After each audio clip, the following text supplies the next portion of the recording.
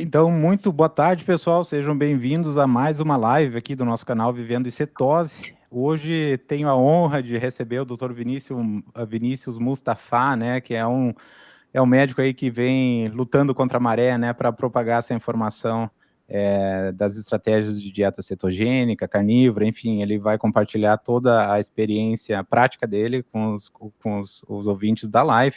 E, doutor Vinícius, antes da gente começar com as perguntas, eu gostaria que o senhor, por gentileza, se apresentasse para quem ainda não te conhece, a sua área de atuação e para o pessoal poder, então, seguir as suas mídias sociais aí para os conteúdos interessantes que o senhor posta também. Maravilha. Bom, primeiramente, obrigado a Deus por mais um dia de vida aí, com saúde, né? E disposição para a gente dar continuidade. Quero agradecer ao Dr. Gabriel pelo convite, muito obrigado pelo convite. Espero que os seus seguidores e os meus seguidores possam ter bastante conteúdo aqui interessante, que possa ser transformador na vida deles, porque, como o senhor falou, a batalha do médico contra a indústria alimentícia, a indústria farmacêutica, é uma batalha infinita, infinita. E eu sou médico, sou missionário, sou mentor de médico e sou escritor. A minha formação eu fiz no interior de São Paulo, né? Medicina, depois eu fiz a especialização em endocrinologia e senti que faltava um pouquinho mais, aí fui fazer um curso nos Estados Unidos para aprender mais sobre hormonioterapia e etc. Que assim, no Brasil a gente ainda é um pouco muito fechado, né? Em relação à medicina integrativa. E depois de quase 7 anos na área de endocrinologia, eu fiz psiquiatria no Einstein. E onde, assim, abriu a minha cabeça em relação a tratamentos que a gente fala off-label, né? Que não está ali naqueles livros, não está naquele estudo que tinha conflito de interesse com aquela empresa dona do remédio, aquelas coisas que a gente sabe, né? Não vamos entrar em polêmica aqui. Então, assim, foi um divisor de água essa minha segunda especialização. E estou aqui para servir, estou aqui para ser útil para todos vocês aí. Muito obrigado novamente, doutor Vinícius, aí, pela disponibilidade, né? Uma pessoa tão intelectual, com um intelectual tão alto, tão ocupada aí com os seus pacientes, ainda tirou um tempinho para conversar conosco e também ajudar a propagar essa informação a mais pessoas, né? Antes da gente começar com o roteiro, doutor Vinícius, eu gostaria de compartilhar uma breve experiência baseada no comentário que você falou, que você está aqui para servir, né? Então, eu recebi um comentário de um seguidor outro dia, agradecendo essas lives que eu faço com os profissionais da área médica, porque eles não têm condições financeiras de ter acesso a esses profissionais, de ter acesso a esse nível de informação, né? Então, eles estavam muito agradecidos por meio das lives, das entrevistas, de eles terem esse acesso e essa informação preciosa. Então, parabéns aí pela sua disponibilidade de novo e parabéns por ajudar a chegar essa informação a mais pessoas aí. Vamos lá, então, doutor, vamos começar, tem muito tópico interessante, a gente conversou antes da live, que a gente vai discutir hoje, a gente vai começar falando sobre nutrição como uma ferramenta terapêutica, né? Então, baseado na sua experiência da prática clínica, doutor Vinícius, quais são os maiores mitos, né, que o senhor escuta sobre dietas como cetogênica, carnívora, e você precisa, então, desmitificar, né? Na verdade, você precisa esclarecer aos seus pacientes que chegam no seu consultório com dúvidas, com medos, né, de fazer uma troca, essas estratégias. Compartilha conosco, por favor, quais são as recomendações que você passa e quais são os esclarecimentos que você faz para essas pessoas terem uma transição de forma mais suave, né? Certo, vamos lá. Eu acho que o maior mito, assim, o mito mais buscado no Google é assim, pô, dieta carnívora ou cetogênica vai aumentar o meu colesterol? Isso aí é o clássico. Dieta carnívora vai aumentar minha ferritina? Pô, fiz um exame de sangue, minha ferritina deu alta, o médico mandou parar de comer carne. Dieta carnívora cetogênica vai aumentar meu ácido úrico? Pô, mas o meu médico falou que meu ácido úrico está alto por causa do churrasco, e não por causa da cervejinha ou do amendoim que você fica comendo, entendeu? Esses mitos, assim, que você vai desmistificando com os pacientes, conversando ao longo do dia a dia, né? Antes de eu conhecer a carnívora aí, há uns 2 anos atrás, né? Eu conheci a carnívora há 2 anos atrás, mas antes, logo quando eu comecei a endocrinologia, eu já via no ambulatório aqui em São Paulo que os pacientes do SUS, eles sofriam muito na parte, o paciente com hipotiroidismo, né, o Hashimoto. E aí, o que acontecia? Esses pacientes não melhoravam, eles iam aumentando a medicação, diminuindo, aí para de usar a medicação mais barata, põe uma medicação mais cara, tentando melhorar, né? E aí eu pensei numa estratégia, né? Eu falei, poxa, eu com toda a minha bagagem da medicina integrativa, eu vou trazer para o SUS um pouco isso aqui. E comecei a trabalhar a alimentação com esses pacientes, antes de fazer a carnívora. Então eu comecei a fazer uma alimentação anti-inflamatória, sabe aquela alimentação voltada lá atrás dos nossos avós, né? Lá da fazenda, bom, o que nasce do chão e o que anda na terra, vamos comer ali, vamos tirar a farinha, vamos tirar o arroz, vamos fazer umas trocas, né? Nada muito radical. E assim, essa foi absurda nesses pacientes com o tireoide. E aí, quanto mais você vai estudando, você via que esses pacientes também melhoravam dos colesteróis, da ferritina, do ácido úrico, porque assim, o paciente como um todo, né? Assim, quando você lê aquele livro Dieta Baseada no Tipo Sanguíneo, o paciente tipo O positivo ou O negativo, ele tem uma maior afinidade em carne vermelha. Então, é um crime você tirar uma pessoa que é um sangue tipo O, que gosta da carne, que se sente bem, e falar, não, vamos tirar a carne para baixar seu ácido úrico. Então, tem bastantes mitos, assim, né, em relação à dieta cetogênica que a gente vai desconstruindo aí ao longo das consultas, né? É muito interessante que o senhor falou o exemplo do colesterol, né? Eu li um livro muito interessante do Dr. Sinatra, né? O Mito do Colesterol, na verdade, tem a versão traduzida agora para português. Eu fico tão feliz cada vez que existe uma tradução em português, porque aí acaba acessando mais pessoas, né? E a informação é mais tangível também, né? Então, eu acho que é importante as pessoas elas terem essa informação que, na verdade, o que entope as suas veias não é a gordura animal que você está consumindo. Eu fico feliz que o senhor comentasse sobre os tipos sanguíneos. Eu sou O negativo, né? E sou carnívoro, então aí mais uma confirmação aí, né? Que eu sou O positivo. Ah, O positivo, interessante.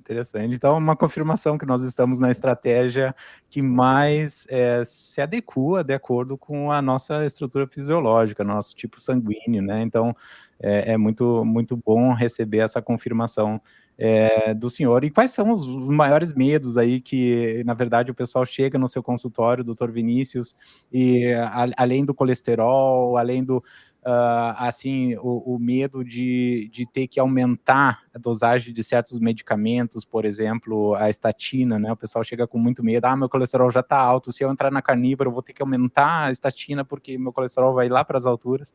Então, eu acho que é muito interessante esclarecer todas essas dúvidas aí. Eu poderia fazer uma sentença ou duas aí sobre quais os pontos mais importantes que o senhor comunica aos pacientes quando eles chegam com essas dúvidas aí.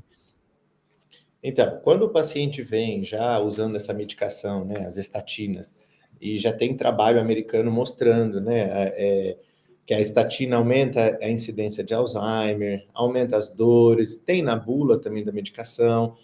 Então, você pega aquele paciente, eu sempre dou o exemplo do SUS, porque, na minha opinião, são os que mais sofrem, porque eles não têm acesso, né, a essa medicina integrativa, que é uma medicina cara, né?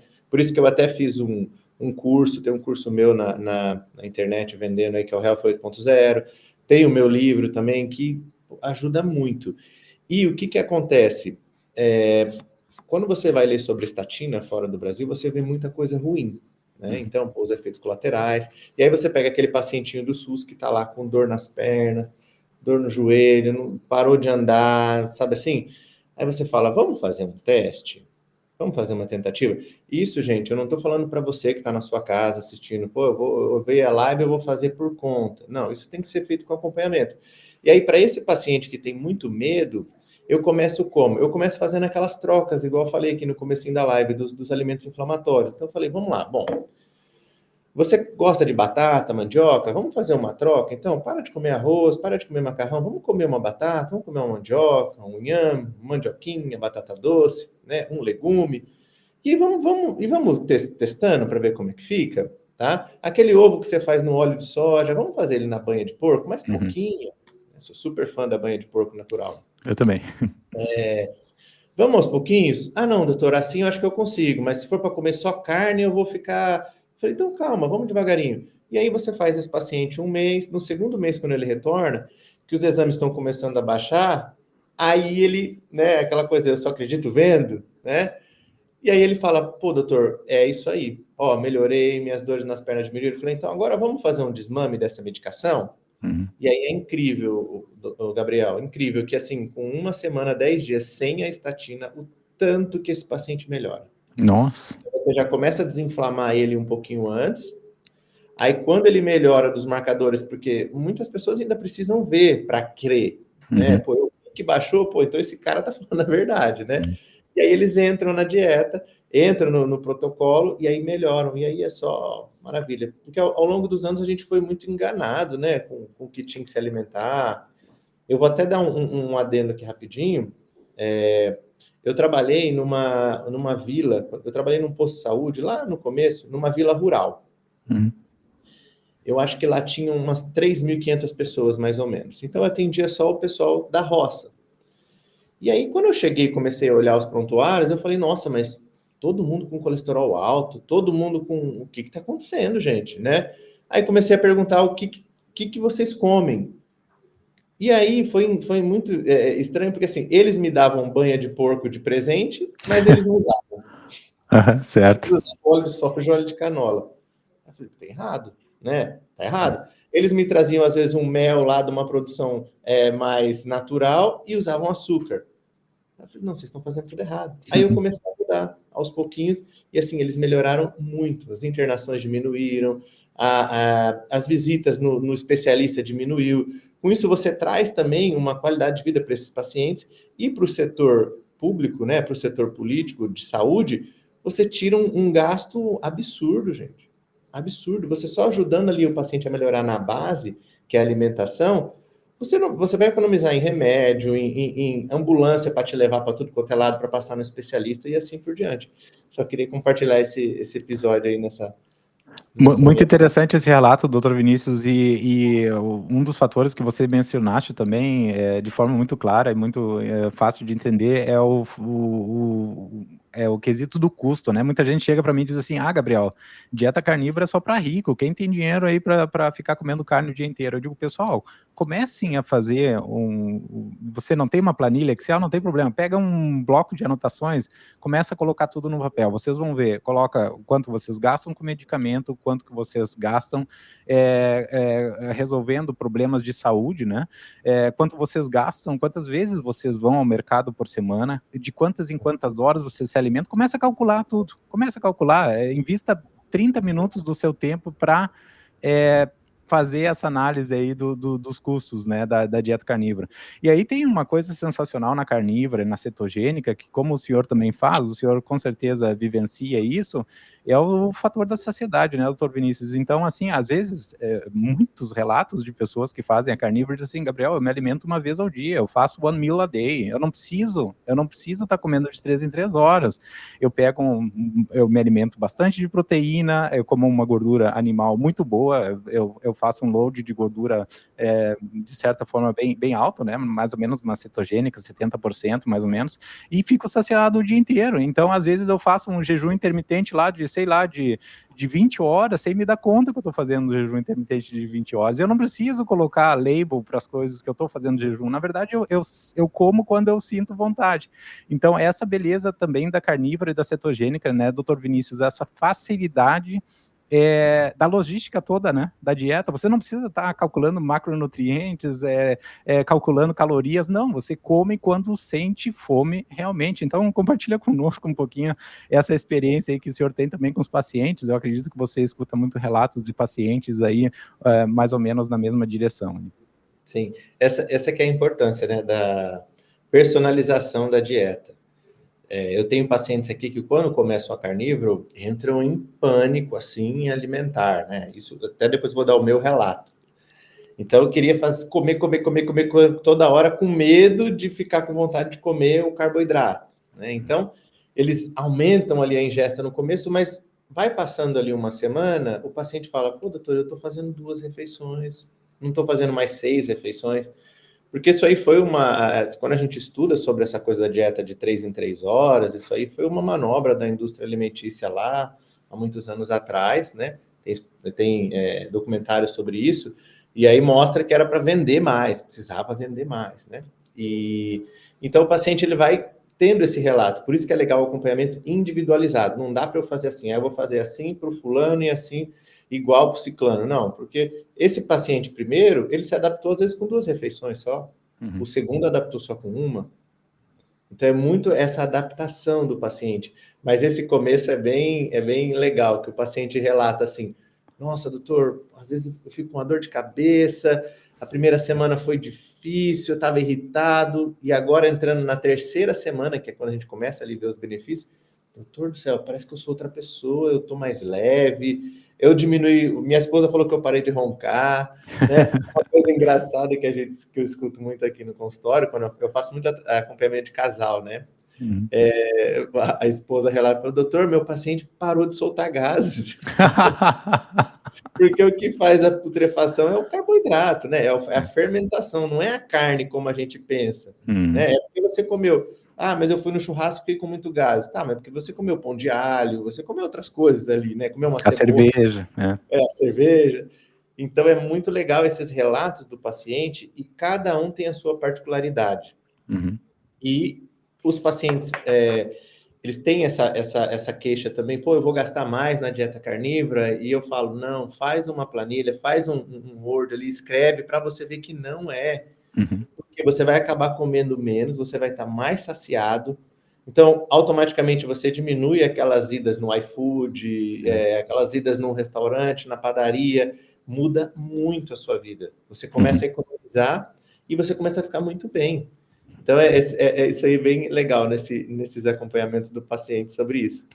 E muito legal. Não sei se cabe aqui, eu vou até falar um relato da minha trajetória pessoal com a carnívora. Eu sempre vim fazendo esse protocolo alimentar, igual eu falei lá na endocrinologia, de tirar os inflamatórios, mesmo eu não tendo doença autoimune. Tá? É o que eu digo para o paciente, faz o teste, né? Usa alguma coisa e vê se melhora ou não. Então, eu quero fazer um exame de sangue para ver se eu tenho alergia à lactose. Para de tomar 3 semanas que você vai ver que se você melhorar, você tinha. Então, mesmo você não tendo uma doença inflamatória, alguma coisa na sua vida melhora quando você faz uma dieta anti-inflamatória. Isso aí eu posso afirmar. Então, no ano passado, eu falei, vou tentar esse trem, vou tentar esse negócio aí e vou fazer ao pé da letra. E comecei a fazer. Foi difícil no começo, como eu comentei com o senhor antes da live, eu tenho a genética da obesidade, eu tenho ali quase 10 pacientes familiares pós-bariátricos, né, em casa. Então, a minha influência foi muito grande, de muita coisa, muito refrigerante, e aquelas reuniões de família grandes, né? E eu tinha dificuldade em diminuir o abdômen, eu tinha um TDAH que não era diagnosticado, bem leve, e eu sentia que quando eu fazia a anti-inflamatória bem regrada, eu melhorava, meu raciocínio ficava melhor, eu não precisava ler 2 vezes alguma coisa, eu li uma vez, eu já, né? E aí eu falei, vou fazer a carnívora. Sofri na primeira semana, foi terrível, dor de cabeça, irritado, né? Irritado. Por isso que é importante o acompanhamento. Às vezes, aquele baixadão que a gente chama, eu me senti mal, doutor, fazendo um exercício, fazendo uma caminhada. Não é a falta de açúcar, não é a hipoglicemia.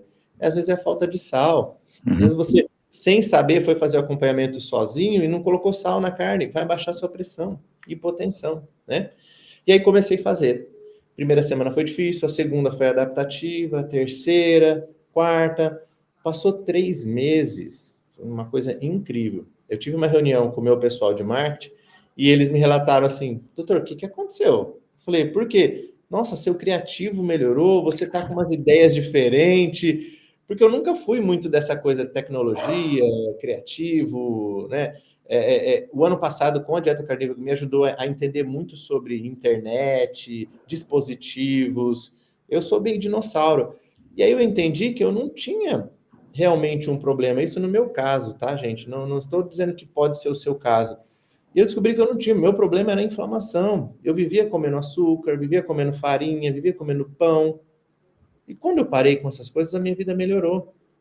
Só para finalizar aqui, um último relato aqui.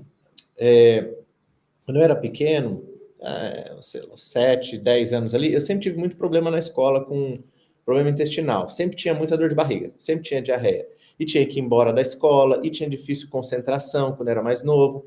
Só que qual que era a minha alimentação? Eu tomava leite com Toddy à noite e leite com Toddy antes de ir para a escola. Eu só fui entender isso, que eu tinha esse problema, depois que eu me formei, depois que eu fui estudar, que eu parei com essas coisas, eu falei, nossa, mas naquela época ninguém sabia disso, né? Os anos 80, ninguém se preocupava, ninguém entendia o que que era. Ah, esse menino deve estar com frescura, pô, dor de barriga todo dia, mãe, vem me buscar na escola. E era o quê? Era a inflamação do açúcar, desse achocolatado, né? E assim por diante. Então, essa minha vivência foi muito legal para isso, para eu poder entender o que o meu paciente sente, o que são os sintomas que ele pode sentir. Claro que cada um sente uma coisa diferente, mas depois que você passa um período longo e vê as transformações e vê os benefícios, a vida é outra.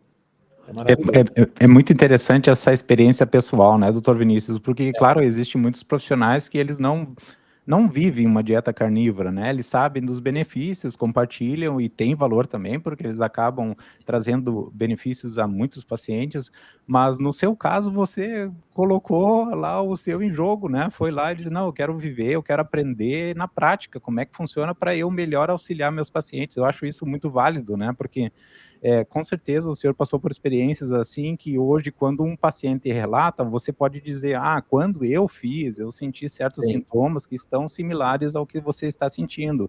E com o conhecimento médico que eu tenho, eu acredito que seja falta de eletrólitos, então você consegue, na verdade, passar vários valores adicionais, eu acho isso muito válido.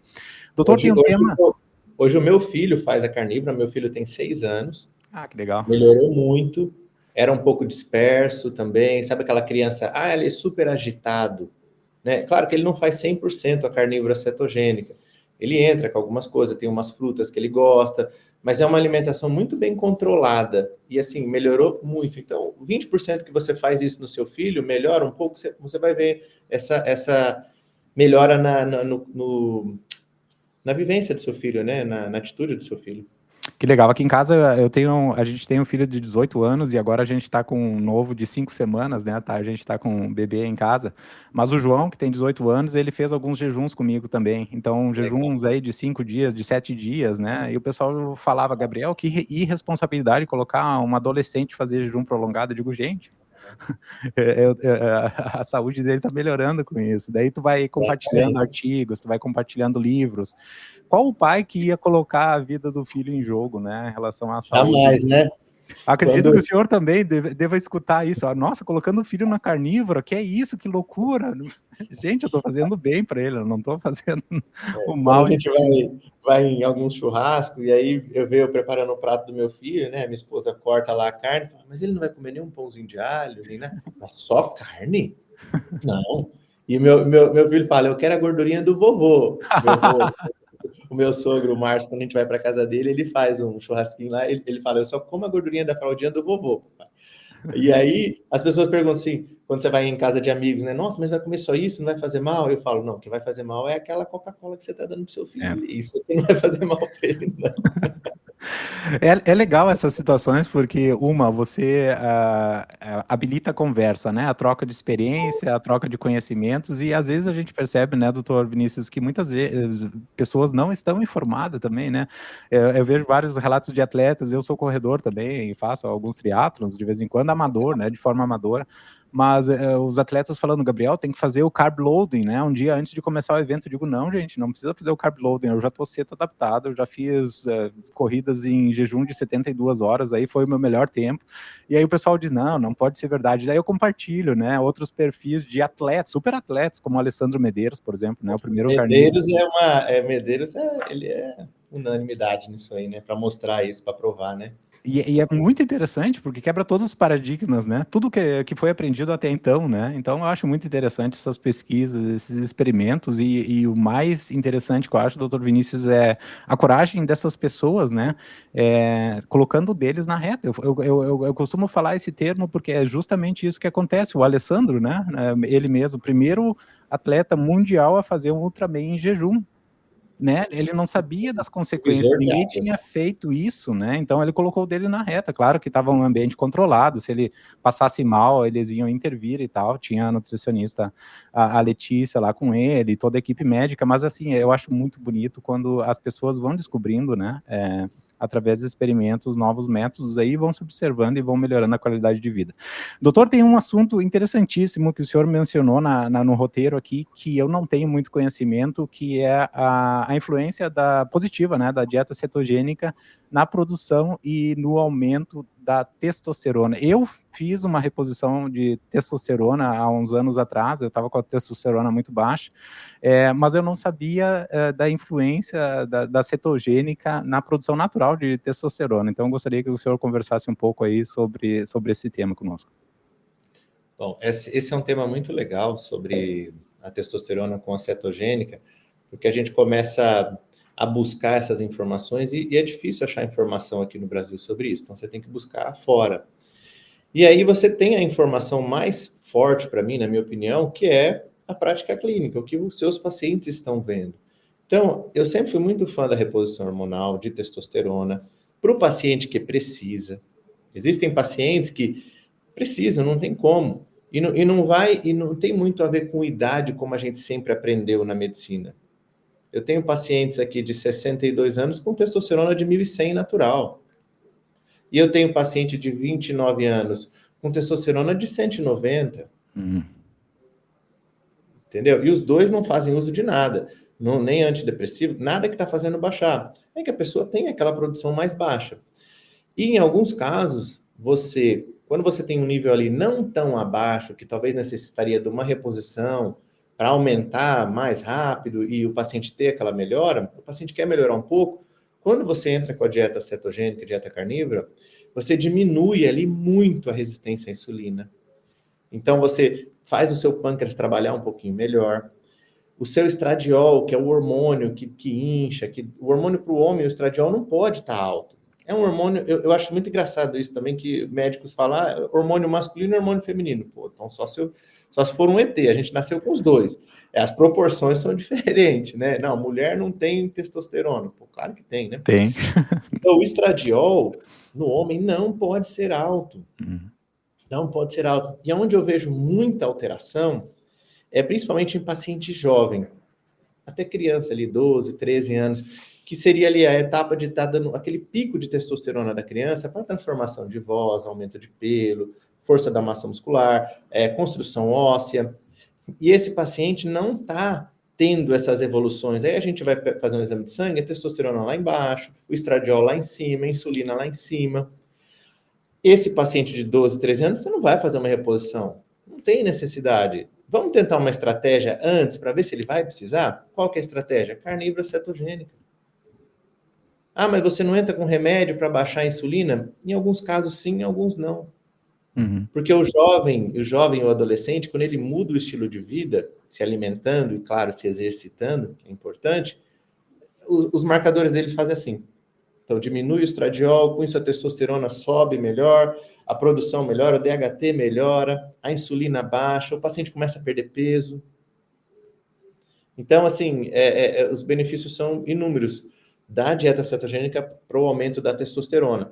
O relato, um casal que a mulher relatou para mim que o marido parou de soltar gases, ela relatou para mim, doutor, ele está parecendo um leão. Nossa, quando ele vem e parece que ele vai me morder. Aí eu falo, ele tinha que ser sempre assim. O homem tinha que ser sempre assim. Entende? Então, ele melhorando a alimentação, olha como melhorou tudo. Né? Não só o valor de testosterona, né? Porque a testosterona, para nós, homens, ela não é só para a gente namorar. Ela é para tudo. Para a gente raciocinar, para a gente ser um bom pai, um bom marido, um bom empresário, um bom trabalhador, e para tudo.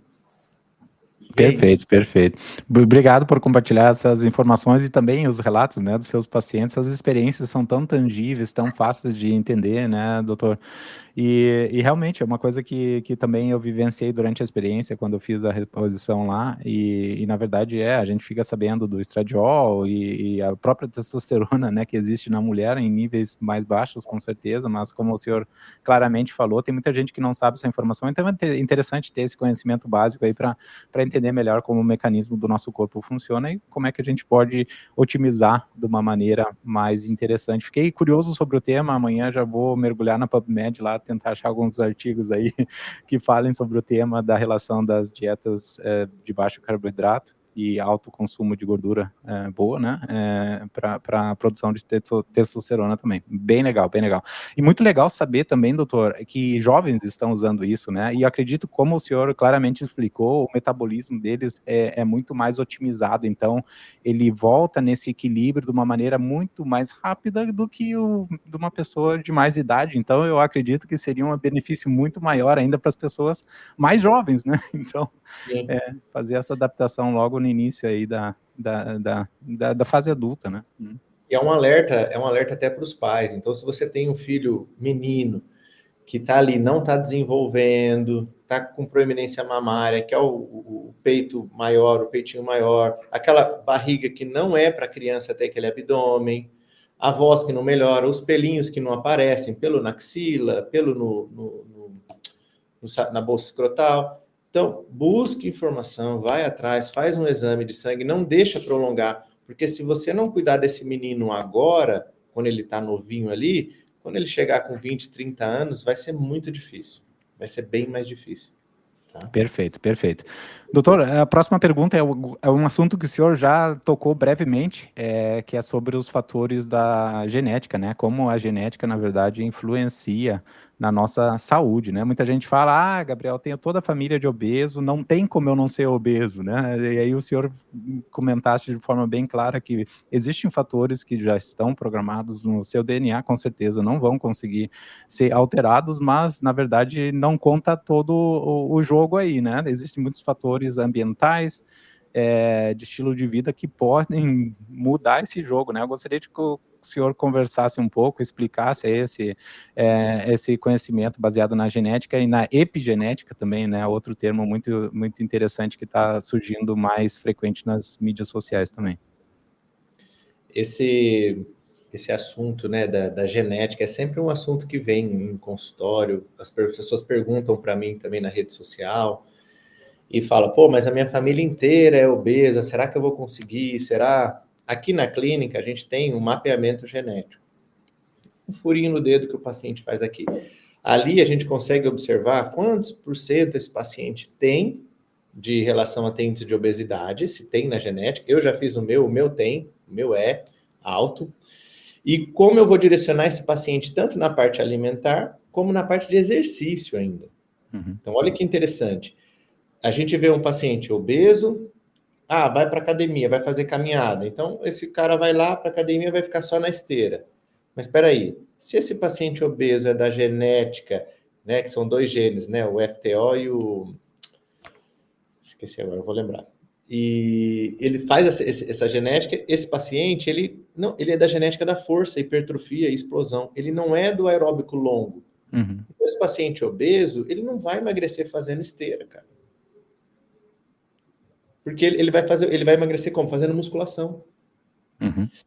E isso, antigamente, quem fazia muito esse mapeamento genético era mais o pessoal do esporte. Eu estou no mundo do esporte aí há 6 anos, eu atendo vários atletas olímpicos, e graças a Deus a gente consegue ótimos resultados, porque a gente não tem tanto artifícios para poder usar com esses atletas olímpicos, porque muita coisa é doping.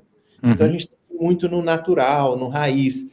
E quando você traz esse exame genético e mostra para esse seu paciente, fala, peraí, você está fazendo errado. Porque muita gente se frustra, né, doutor Gabriel? Pô, eu comecei a fazer dieta, comecei a fazer exercício, não está acontecendo nada. Cara, você está fazendo errado. Então, antes era feito só para a gente selecionar o atleta, né? Vamos fazer um mapeamento genético, a gente entregava esse mapeamento genético para o treinador do time, e aí o treinador ia ter que fazer um treino específico para cada um.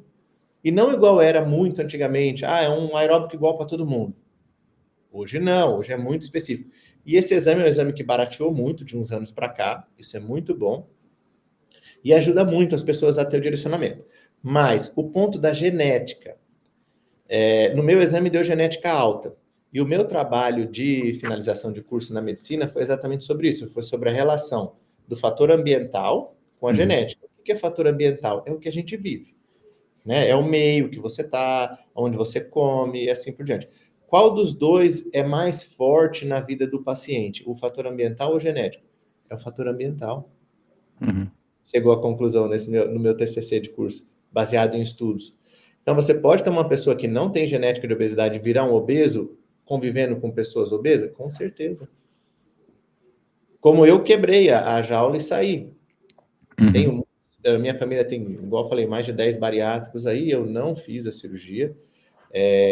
Acho que é uma cirurgia muito bem indicada para quem precisa, acho muito interessante, auxilia, mas ela precisa ser de acordo com o que você fez. Pô, fiz lá, tive o meu acompanhamento, fui atrás, fui buscar, porque ela não é só ela não é começo, meio e fim, ela é para sempre. Uhum. Né?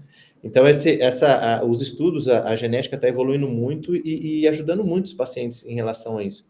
Mas não fique preso achando que, pô, você vem de uma genética ruim que você vai ser. Eu tenho genética de cardiopatas na família. Tenho um tio que já colocou mais de 8 stents. Eu nunca tive problema cardíaco, nunca tive problema de colesterol, graças a Deus. Uhum. É estilo de vida, tem que tomar cuidado, tem que se cuidar. Muito legal, obrigado por compartilhar também essa informação conosco. Eu acho que é muito fácil, né, doutor Vinícius, a gente achar culpados para as situações que a gente está, né? Nossa família é toda de obesa, então eu vou ser obeso e tá tudo, né? Vai ser assim, eu não posso fazer nada. É muito mais fácil do que você dizer, não, para aí, eu vou atrás de informação, eu vou atrás de profissionais que possam me auxiliar para tentar mudar isso aí, nadar contra a maré, né? Que é exatamente o que a medicina integrativa está fazendo hoje, né? Em vários aspectos aí da medicina, que eu acho um trabalho fantástico também. Então, eu acho que a gente tem que ter a responsabilidade sobre a nossa vida, né? E todas as ações têm uma consequência positiva ou negativa, a gente é responsável por todas elas. Então, é muito interessante saber que os fatores ambientais, epigenéticos e a nossa qualidade de vida aí pode ter uma influência muito positiva, muito relevante para a gente ter não só uma vida longa, né, doutor Vinícius, mas uma vida de qualidade, né? Não adianta viver 100 anos aí e aos 60 adoecer e ficar numa cama dos outros 40 anos. Então também não é isso que a gente quer, né? A gente quer uma qualidade de vida aí por mais tempo também. Então, doutor, vamos conversar um pouquinho sobre as tecnologias da medicina hoje, né? O senhor mencionou também que o senhor gosta de fazer esses testes de genética. Fiquei curioso, a próxima vez que eu der um pulinho em São Paulo, vou passar aí no consultório do senhor, nunca fiz esse teste aí, quando comecei a correr, eu fiz o teste de lactato, né? Então, só para saber exatamente quais as zonas ótimas, né, de corrida, e eu acho que essa informação também é muito interessante, né, principalmente para atletas amadores, né, doutor, para ter um treino certinho, programado, para ter os resultados de forma mais rápida. Mas com certeza passarei no seu consultório e a gente vai bater um papo e fazer uns testes aí para otimizar esse... Vai ser muito bem-vindo aqui. Obrigado. E aí, falando de testes e dispositivos de monitoramento, doutor, quais os dispositivos que o senhor utiliza na prática médica hoje? A gente sabe que existe glicosímetro, a gente sabe que existe monitores contínuos de glicose, eu uso alguns aqui, gosto muito, e também tem agora, recentemente, os monitores contínuos de corpos cetônicos, né? Eu utilizo bastante, principalmente nos jejuns prolongados, e as pessoas que fazem os jejuns prolongados comigo, e que tem, com certeza, condições de adquirir, eles são um pouquinho mais caros, né, do que os dispositivos que dá a picadinha no dedo. É muito interessante de utilizar e se autodescobrir, né, doutor? De se observar quais os níveis de cetose a gente alcança, por que agora a minha cetose está aumentando, por que é importante ter uma cetose alta, porque o que isso vai trazer para a minha vida. Então, existe uma série de perguntas, eu acho que quando a gente observa os valores, a gente, pelo menos, se pergunta e a gente vai atrás da informação para ter uns esclarecimentos. Na prática clínica, doutor, quais são os dispositivos que você recomenda para os seus pacientes? Quais são os experimentos que você recomenda, principalmente para os pacientes fazendo essa transição aí para cetogênica e carnívora? Ó, aqui na clínica, assim, a gente no Brasil não tem tanto acesso a tanto dispositivo, né? Como o senhor bem falou, são dispositivos mais caros, né? Então a gente usa ali o destro, né? Que é o glicosímero, os exames laboratoriais, a gente usa bastante, faz esse acompanhamento, o exame de sangue. E esse dos corpos cetônicos aí a gente não faz aqui. Não, meus pacientes não têm acesso a esse aí, não. Porque assim, eu ainda não tenho tantos pacientes que estão na cetogênica muito prolongada, entende? Uhum, Então, esses aí a gente não faz muito aqui, não. uhum, Mas, com esse pouco que a gente tem, são os exames laboratoriais, o glicosímero, né, esses aí a gente consegue ter uma boa visualização do que está acontecendo com esse paciente, do metabolismo desse paciente.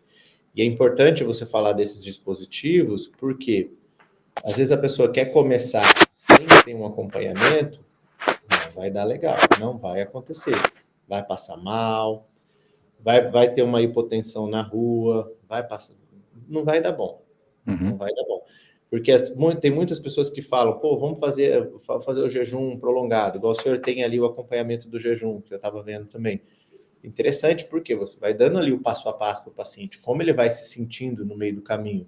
E não só, vou começar amanhã e vou correr uma maratona e vou ver o que dá. Opa, peraí, não é assim. uhum. Né? Tem todo um acompanhamento, né? Tem gente que faz a estratégia dos eletrólitos, a aguinha com sal ali e tal, e vai fazendo esses acompanhamentos. Então, esses é o que a gente tem mais. E o mapeamento genético que a gente usa muito também, que é Interessantíssimo. eu busco aqui o ACTN3 e o FTO, que são marcadores ali de fibra muscular, são muito bons. Interessantíssimo. Eu vou dar um ping no senhor aí para receber mais materiais, se o senhor puder compartilhar conosco aí para eu dar uma estudada sobre o assunto. E mesmo com o glicosímetro, né, doutor Vinícius, que é um dispositivo relativamente acessível aí para o pessoal aí do Brasil também, existem vários modelos, né? Eu gosto de recomendar o pessoal a fazer experimentos, né? O pessoal chega para mim e diz assim: ah, Gabriel, eu não vou entrar na carnívora porque eu sei que frutas são saudáveis e eu preciso comer fruta. Eu digo, gente, a gente tem que é um fator muito individual. Por exemplo, o impacto de uma melancia no indivíduo A vai ser diferente do impacto da melancia no indivíduo B. Então, a maneira da gente saber qual o impacto glicêmico aí de várias frutas ou de vários alimentos é medir. E é uma maneira fácil de medir através de um glicosímetro, né? Antes de consumir o alimento, 1h30, 2 horas após, e aí você vai ver variações diferentes do indivíduo para outro, e mesmo no mesmo indivíduo, em horas diferentes, você vai ter variações diferentes, né? Para a mesma fruta, eu fiz vários experimentos, eu sou engenheiro, né? Eu gosto de fazer experimentos, então é interessante esse fator de aprendizado, né, doutor Vinícius, da pessoa fazer os experimentos, se observar, tomar nota e depois poder decidir, a melancia não me gera um pico glicêmico tão alto quanto a banana, por exemplo. Então a Aqui pessoa melão, né? E assim por diante. Exatamente, o senhor mencionou o arroz e a batata. O pessoal diz, mas é carboidrato igual, vai ter o mesmo impacto. Não, principalmente a batata doce tem um impacto menor do que a batata normal. Então, assim, são coisas que as pessoas vão aprendendo, vão descobrindo, e é essencial, né, doutor, para poder fazer decisões certas no dia a dia, né? Você não vai ter um nutricionista para você 24 horas, mas se você aprender o método, Uhum. você tem todas as ferramentas que você precisa para tomar a decisão mais importante no dia a dia. Eu acho que é interessantíssimo que o senhor comentasse isso. E aí, anexado ao teste genético, aí, eu estou muito curioso para fazer esse teste aí, para fazer mais otimizações aí também. Como o senhor falou, o senhor faz o teste, né, do glicosímetro, experimentando os alimentos. Tem um médico, que é o Dr. Fernando, que ele também é apoiador da carnívora. Ele faz uns vídeos ali com a filha dele, que tem diabetes. Então, ela faz o antes e o depois. E, assim, é chocante o que você vê de diferença. É. E a gente foi treinado muito tempo. O que criança tem que comer de manhã? Cereal. Pô, pelo amor de Deus. É a pior Ah, coisa que se pode dar para uma mas você criança. vai dar ovo mexido com bacon para seu filho? Pô, sim, Uhum. entendeu? Sim, né? Então é muito interessante você ter esse acompanhamento. Até se você tem esse medo, né? O glicosímero ali é o mais em conta para você ter na sua casa. Faz o teste antes e depois. Pode ser que até ali no primeiro, segundo dia, seu corpo vai entender um pouquinho diferente, porque ele não está acostumado àquela carga toda de proteína e de gordura animal, mas com certeza ele vai estabilizar. Você vai ficar muito menos você vai ficar muito mais saciado, você não vai querer ficar aquele craving, né? Craving for food, que é o desesperado pelo carboidrato, pelo doce, que o diabético sofre muito isso.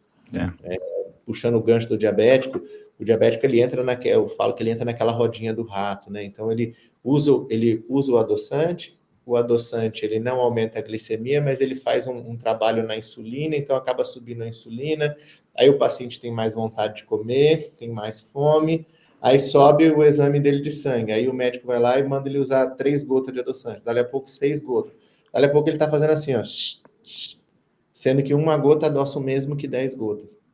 Então você entra naquele Ciclo círculo. vicioso, né? Essas diferenças no glicosímetro, ele fala, opa, acho que existe uma saída. Uhum. A gente tem o livre-arbítrio, né, para decidir fazer o que quiser. Então, pô, faça o teste com o glicosímetro, faz esses testes. Você também não é obrigado a fazer uma carnívora, uma cetogênica, mas você tem que ter acesso a esse tipo de informação, e aí você vai decidir. Pô, eu quero... Pô, não tô de saco cheio, não quero isso aí, não. Mas a pessoa tem que ter acesso a essa informação. Eu acho interessante. Perfeito, obrigado aí pelas dicas e pelo conhecimento compartilhado também. A gente sabe, doutor, que a gente vive numa sociedade muito ansiosa, né? A gente tem estresse, a gente tem a correria do dia a dia, vários compromissos, a gente pensa que é capaz de fazer multitasking a todo tempo, né? Gera um estresse adicional e, consequência disso, a gente tem um impacto emocional muito forte e acaba ocasionando que a gente faz escolhas alimentares ruins devido a essa falta de energia, né? Falta de intelecto emocional para poder fazer decisão de forma mais sábia e correta. Doutor, eu gostaria que o senhor comentasse um pouco sobre o impacto da microbiota intestinal, né, na saúde mental e quais as relações que existem com os transtornos emocionais, né? O senhor mesmo compartilhou brevemente a sua experiência, eu gostaria que o senhor comentasse um pouquinho mais aí sobre essa relação da microbiota intestinal e da saúde mental. Hoje se sabe que existe uma conexão bem estabelecida aí, pelo que eu conheço, né? Deixa eu pôr aqui. Bom, eu acho muito interessante esse assunto de saúde mental, porque ele traz muitas dúvidas. E por que eu quis fazer psiquiatria no Einstein? Porque eles têm um acompanhamento um pouco diferente para os pacientes. Então, eles trabalham muito, tem ali um pouquinho do off-label que eu disse. E nem é tão off-label assim. Eu quero aqui compartilhar com vocês um relato da doutora Georgia Ed, que ela é uma psiquiatra e pesquisadora da Universidade de Harvard e autora do best-seller Change Your Life, Change Your Diet. Mude a sua vida, mude a sua dieta. E aí, nesse livro, ela mostra o poder da dieta cetogênica na vida dos pacientes. E ela relata, nesse documentário, que em 25 anos de psiquiatria, ela nunca viu nada tão poderoso como a Keto Diet, que é a dieta cetogênica, para os pacientes com transtornos mentais. Então, alguns anos atrás, ela foi coautora de um estudo, de um trabalho do Dr. Alberto Danã. E esse Dr. Alberto Danã, ele convidou 31 dos seus pacientes mais resistentes ao tratamento. Então, esquizofrenia, transtorno bipolar, major depression, que é a depressão maior, para tentar a dieta Keto, que é a dieta cetogênica, sob a supervisão dele no hospital. E eram pacientes que estavam doentes ali há mais de 10 anos. Tinha paciente com 30 anos de doença mental. E pacientes que estavam tomando, em média, 5 medicamentos psiquiátricos. E todos eles, pelo menos, tinham um marcador metabólico de saúde ruim. Uhum.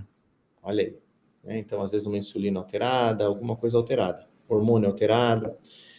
E esses marcadores ruins, praticamente, é normal em pessoas com doença mental. Tem muita relação, obesidade, depressão, obesidade.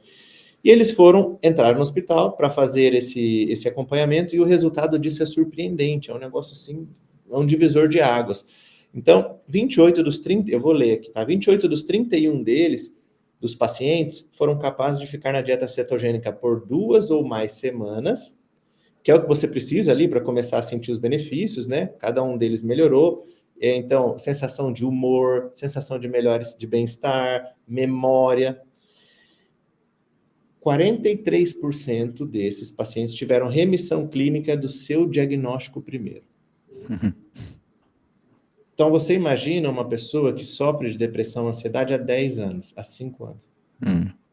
Tem lá um diagnóstico, que ficou esse diagnóstico, foi passando, 43% das pessoas tiveram remissão do diagnóstico primeiro. 64% das pessoas deixaram o hospital com menos medicamento psiquiátrico. E, independente desses dois públicos, todos os marcadores de saúde metabólica melhoraram. E eles nunca se sentiram tão bem como se sentiram durante esse acompanhamento. Então, quando a gente fala de ansiedade, depressão, não que o seu caso possa ser isso, para você que está assistindo a gente aqui hoje, mas assim, começa a mudar pelo menos a sua alimentação. E aí, você começando a sentir aquela melhora, conversa com o seu médico, fala, doutor, será que não está na hora da gente desmamar essa medicação? Porque assim, eu não sou contra medicamento, mas o medicamento ele tem um prazo de uso. Como a gente vê, por exemplo, omeprazol, que é o remédio para o estômago, tem gente que toma 50 anos, 30 anos. Não, vai lá, trata aquele probleminha que você tinha, né? Que ou é a bactéria, se precisar usar o antibiótico para tratar, trata e acabou. Não é para sempre. Se o medicamento se torna para sempre, ele não está fazendo efeito terapêutico, ele já está virando um medicamento de vício, você não consegue viver sem ele mais. Ele já virou uma dependência. E hoje o movimento psiquiátrico nos Estados Unidos, dos psiquiátricos da integrativa, eles estão crescendo cada vez mais. Por quê? Como o senhor falou, a população quer envelhecer, mas quer envelhecer com saúde. Então você tem um cara que tem um cargo muito bom, recebe muito bem, tem uma vida ótima, mas ele está em depressão, ele não consegue sair daquilo. Ele não quer mais viver assim. Ele não quer ficar trocando de remédio o tempo inteiro. E esse estudo e esse trabalho que ela apresentou, junto com o Dr. Albert, foi assim um divisor de águas. E eu mesmo dei o meu relato, que eu vi essa diferença, vejo nos meus pacientes, é uma coisa gritante. Então, se você está assistindo a gente e está passando por isso, começa com essa alimentação. Vai no nutricionista, ou se não tem condição, né, doutor Gabriel? Assiste. Hoje a gente tem muita gente na internet distribuindo coisas gratuitamente. Entra no canal do Dr. Gabriel, entra no meu canal, entra no canal do Dr. Fernando, entra no canal do Atleta Medeiros. Tem muita coisa à nossa disposição e free. Exatamente.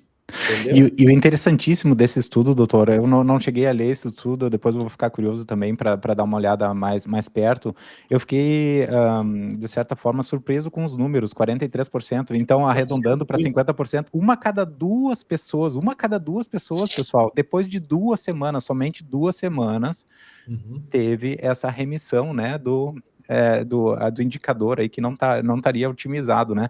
E depois, 60 e poucos %, né, doutor, eles tiveram a redução dos medicamentos, que é uma coisa fantástica. A gente está falando de 2 semanas na cetogênica, a gente não está falando de mudou a estratégia durante 5, 10 anos. Agora, a gente extrapolando os números, pensando mais a longo prazo, olha o impacto de uma cetogênica a 3 meses, 6 meses, 1 ano que você consiga. É uma coisa assim, fora de sério, né, doutor? E eu acho interessante, muita gente chega para mim e diz assim, Gabriel, não tem um estudo aí que comprove que ficar na carnívora a longo prazo vai trazer benefícios. Eu digo, gente, para fazer esses estudos requer muita grana. A indústria farmacêutica não tem interesse nenhum de fazer esses estudos e patrocinar esses estudos, porque eles não têm como chegar com um medicamento baseado em carne e fazer dinheiro com isso. Então, infelizmente, é assim que funciona todo o sistema e a gente tem que entender todo o contexto, né, doutor? Mas assim, mesmo os estudos curtos de 2 semanas, ensaios clínicos randomizados, pessoal, esse é o alto padrão aí, né, o doutor pode confirmar, eu não sou doutor, não sou da área médica, mas o pouco que eu li é o estudo mais sério que a gente tem, porque então se randomiza, né, 2 grupos de pessoas, e enfim, se faz um grupo de controle aí também para analisar os resultados. Impressionante. Muito obrigado por compartilhar isso. Deixa eu só trocar meu dispositivo aqui, um segundinho. Tá bem, fica à vontade.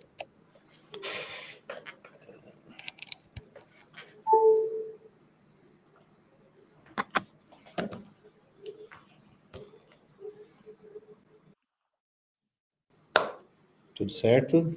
Perfeito. Estamos escutando super bem. Então, sobre isso que o senhor doutor? falou... Pode não, falar. por gentileza. Sobre isso que o senhor falou, sobre os estudos, né? Os pacientes, os que eles buscam, pô, mas não tem trabalho, não tem estudo. É justamente isso. Quando a gente observa a história lá para trás, a gente vê que até certo ponto, nos anos 40, anos 50, quem financiava um estudo sobre um medicamento era o poder público. Então você tinha ali 70%, 80% do poder público e 20% do laboratório do Dr. Gabriel, por exemplo, né, das pessoas comuns, das indústrias grandes farmacêuticas. E ao longo dos anos isso modificou. Hoje você tem estudo financiado quase que 85, 90% com conflito de interesse. Uhum. Então, falando em palavras chulas aqui, palavras simples, é assim, se eu tenho uma medicação e eu quero que essa medicação o pessoal use bastante, esse meu estudo, será que ele vai vir tendenciado ou não? Eu sempre fui um questionador, né? Na época da faculdade, quando eu fazia os ambulatórios, eu via que o paciente não melhorava, não melhorava, aí muda o remédio, aumenta o remédio, não melhora. E eu falava, Deus, tem alguma coisa a mais aí para esse paciente. Não é possível que a medicina hoje é baseada só nisso. Uhum. Tanto que a gente vê medicamentos que ao longo do tempo eram super indicados e depois caiu por terra. E aí, como que você médico, vai olhar para trás e vai falar: caraca, eu recomendei aquele negócio e agora? Descobri que está dando esse problema. Uhum. Ah, não, mas eu confio no estudo. Mas espera aí, a medicina é um sacerdócio, então você tem que buscar informação. Procure saber. E cuidado com esses trabalhos científicos que têm conflito de interesse. É. A maioria tem. Eu fui num congresso, o Brain Congress, né, que é o Congresso Mundial de Cérebro em Abu Dhabi, ali em Dubai. Fui agora em 2024, no final do ano. As grandes corporadoras financiando tudo. Uhum. Né? Você tem lá, eu não vou falar nomes aqui para não barrar, mas aquela que começa com P, a que começa com L, e assim, é complicado. Então você tem que ter acesso a essas informações, mas você tem que abrir a cabeça um pouquinho, vai buscar outras informações e não fica só visto nisso. Um estudo desse que eu apresentei aqui, de ensaio clínico, não tinha. Esse médico, coitado, deve ter feito custeando dele próprio, porque duvido que uma indústria farmacêutica ia colocar dinheiro em cima disso aqui. E assim, se você quer exemplo melhor do que você olhar o seu paciente e ele melhorar, Uhum. essa é a mágica da medicina. Esse é o trabalho gratificante que a gente tem como médico, é você melhorar o paciente. Uhum. O paciente virar para você e falar, doutor, eu tomava 10 medicamentos, estou tomando 5. Olha que beleza.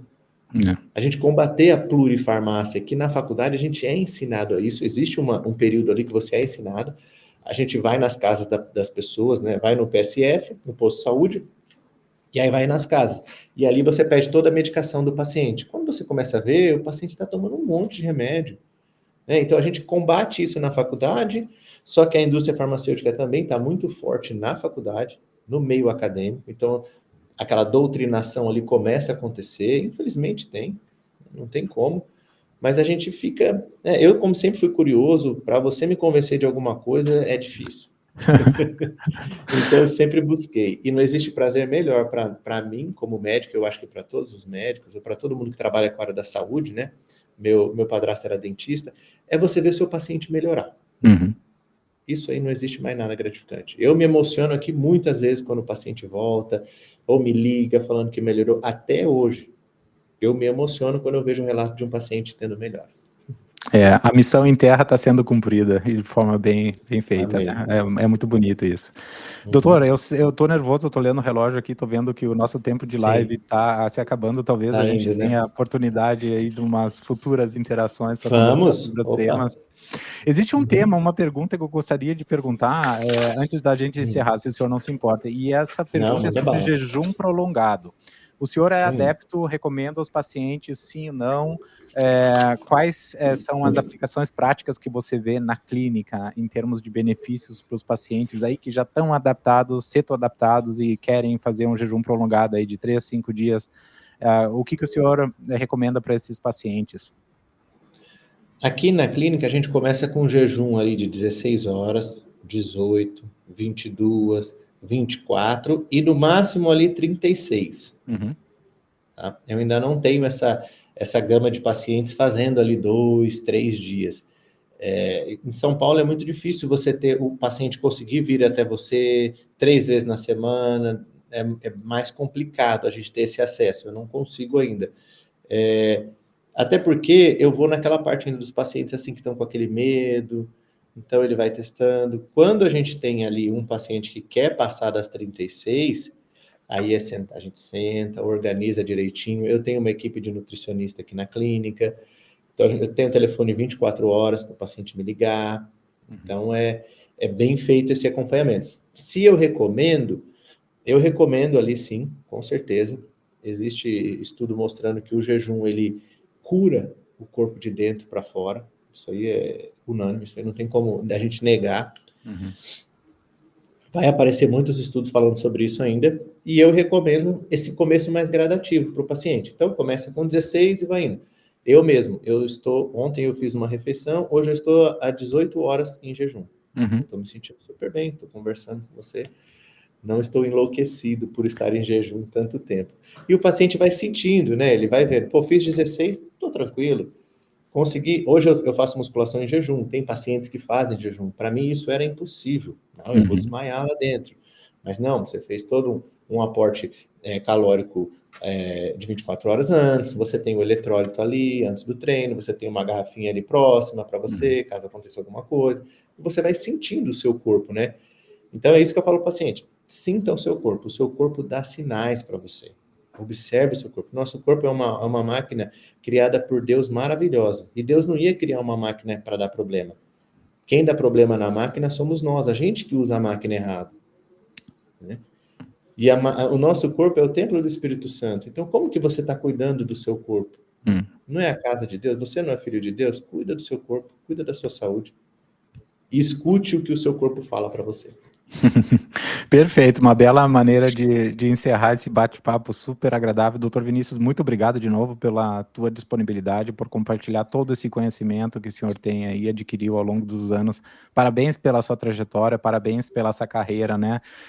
Multicontinental aí que o senhor tem. Nossa, eu acredito que toda essa experiência prática na clínica também e acadêmica que o senhor tem, o conhecimento, agrega a muitas pessoas e com certeza a gratidão na prática, né, que o senhor falou, né, o paciente chegando e dizer, doutor, eu melhorei aí, parei com 5 medicamentos, diminui 5 medicamentos, doutor, meu marido, nossa, tá bem melhor do que estava há algum tempo atrás, muito obrigado. Eu acho que são esses exemplos concretos, né, que se torna gratificante todo o esforço que o senhor colocou nos estudos, nessa profissionalização que o senhor teve ao longo da carreira.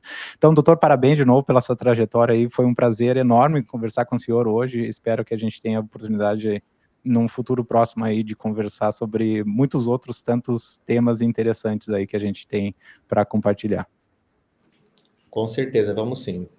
Muito obrigado, senhor, pelo convite, parabéns pela sua trajetória, toda essa trajetória que o senhor teve, a gente conversou ali, o antes e depois, teve um alto e baixo ali no meio, parabéns que o senhor conseguiu ficar firme, e o mais importante, você está sendo um canal de distribuição de informação, de saúde, isso aí não tem preço, o que o senhor está fazendo é maravilhoso. Parabéns. Obrigado. Graças a vocês aí que me dão essa possibilidade de bater esses papos interessantes aí. Muito obrigado, doutor, aí de novo pelo teu tempo e disponibilidade.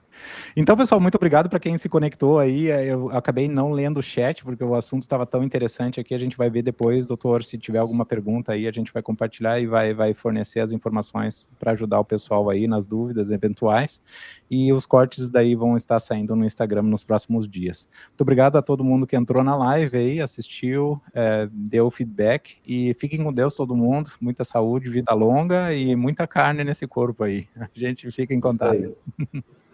Deus abençoe. Até mais. Tchau, tchau. Deus abençoe.